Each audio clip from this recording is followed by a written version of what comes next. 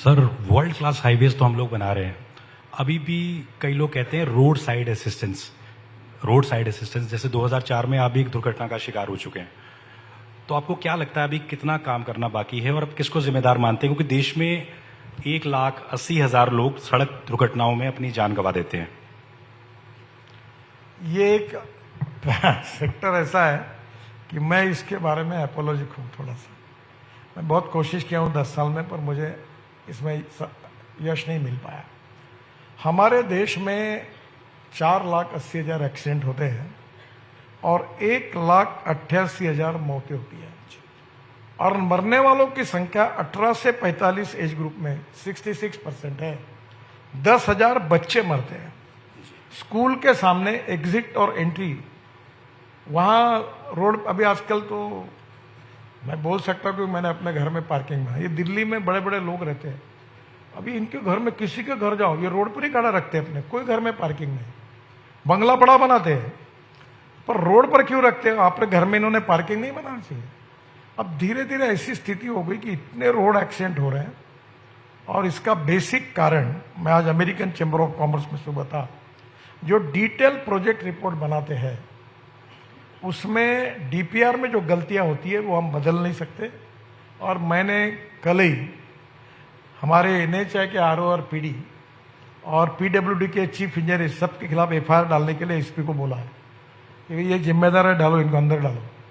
इसका कारण एक जगह मर रहे, फिर उसके बाद आइडेंटिफाई हुआ ब्लैक स्पॉट करके, समय मिला, अधिकार उनको दिए और सुधारता नहीं। तो अब धीरे धीरे रोड इंजीनियरिंग में काफी सुधार हम कर रहे हैं, फिर भी करने की आवश्यकता है। ऑटोमोबाइल इंजीनियरिंग में हमारा सुधार बहुत अच्छा हो गया। हमने भारत एनकैप एक सुरक्षा का रेटिंग लाया। अब हमारे देश में वर्ल्ड के गाड़ियां आ रही है टेस्टिंग के लिए। अब वो भारत एनकैप में जो स्टैंडर्ड्स है उसके कारण सब लोग क्वालिटी कॉन्शियस बन गए। 6 एयरबैग लगने लगी। तो ऑटोमोबाइल में अभी इलेक्ट्रॉनिक ब्रेक सिस्टम, जितनी बातें इंटरनेशनल स्टैंडर्ड हमने लगा दिए। ऑटोमोबाइल इंजीनियरिंग और रोड इंजीनियरिंग में काफ़ी कमियां हैं, हम उसमें कोशिश कर रहे हैं। और तीसरी इन्फोर्समेंट, वो कानून भी कड़क कर दिया, कैमरे भी लगाए, लोग फाइन भी भर रहे, चिल्लाते हैं मेरे नाम से। अब थोड़ा थोड़ा एक प्रॉब्लम है ह्यूमन बिहेवियर, कानून के प्रति डर भी नहीं और सम्मान भी नहीं। कोई रेड सिग्नल दिखा घुस जाते हैं। अभी मैंने परसों हमारे इंजीनियर्स की मीटिंग में कहा कि हमारे देश का हर व्यक्ति ये ओलंपिक स्टैंडर्ड का प्लेयर है, एथलेट से ऐसा समझो। और रोड के बीच में ऐसा बच्चों को लेके वो महिला ऐसे कूद के जाती है। मैंने बोला इतना बड़ा बना दो कि कोई टांग ऊपर करके कूद नहीं सकता। तो अभी इतनी प्रॉब्लम है कि फोन पे बात करना गाड़ी चलाते हुए, रेड सिग्नल होगा तो नहीं रुकना, हेलमेट नहीं पहनना। आज ही मैंने एक फाइल पर साइन किए है कि अब 2 व्हीलर्स वाले जब 2 व्हीलर बेचेंगे तो 2 हेलमेट वो कॉस्ट में उनको देंगे ताकि हेलमेट पहनो। ये वाकई काफी इतने लोग मर रहे हैं, और ये कोई लड़ाई में नहीं मरते, कोई कोविड में नहीं मरते, कोई दंगों में नहीं मरते। 1,80,000। और कोई यंग लड़के, आईआईटी का स्टूडेंट है, कोई एमबीबीएस के लड़के, बहुत दुर्भाग्यपूर्ण है।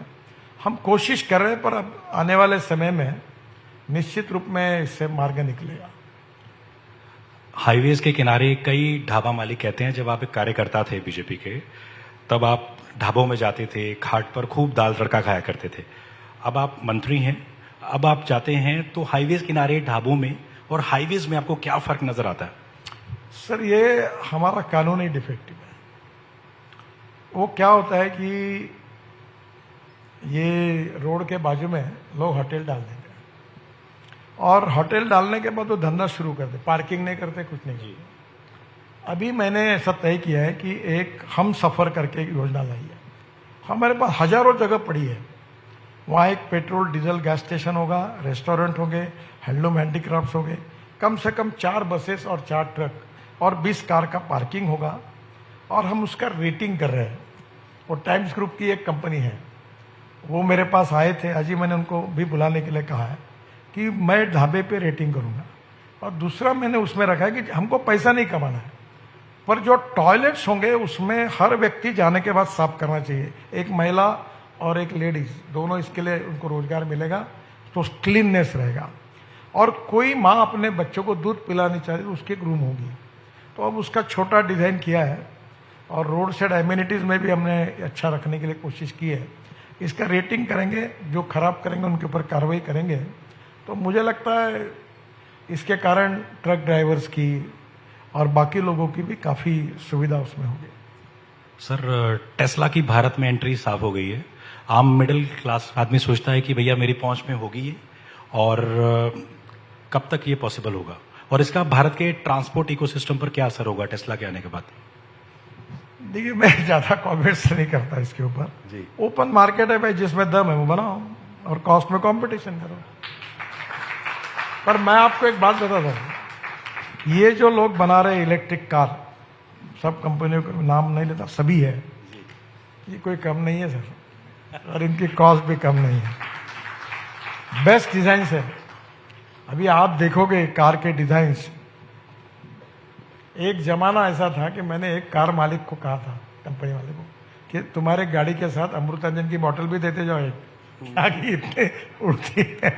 पर अब हमारी सभी इंडिया में मैन्युफैक्चरिंग कंपनी वो कॉस्ट सेंट्रिक नहीं, क्वालिटी सेंट्रिक है। मेक इन इंडिया सर यही है, बहुत अच्छी बन रही है, और वो कंपटीशन में कम रेट में अच्छी गाड़ियां देंगे। लिथियम आयन बैटरी की कीमत कम हो जाएगी, और कंपटीशन है, जो आना आए, कोई फर्क नहीं। हम बड़े प्रमाण पर लोगों को जागरूक करने का काम भी हाथ में लिया है। बड़े बड़े सेलिब्रिटीज, फिल्म एक्टर, क्रिकेटियर सब हमको मदद कर रहे हैं। मीडिया के भी लोग मदद कर रहे हैं। मैं आपको भी कहूँगा कि रोड सेफ्टी, इसके लिए हमें निश्चित रूप से आप मदद करिए। अभी हम रोड का सेफ्टी ऑडिट भी कर रहे हैं, IIT और इंजीनियरिंग कॉलेज के लड़कों को साथ में लेकर, और उसमें से जो स्पॉट्स हैं वो निकाल कर उसको सुधार रहे हैं। ये बहुत बड़ा काम है, कोशिश कर रहे हैं, पर हमें अभी तक जितनी चाहिए उतनी सफलता नहीं मिली।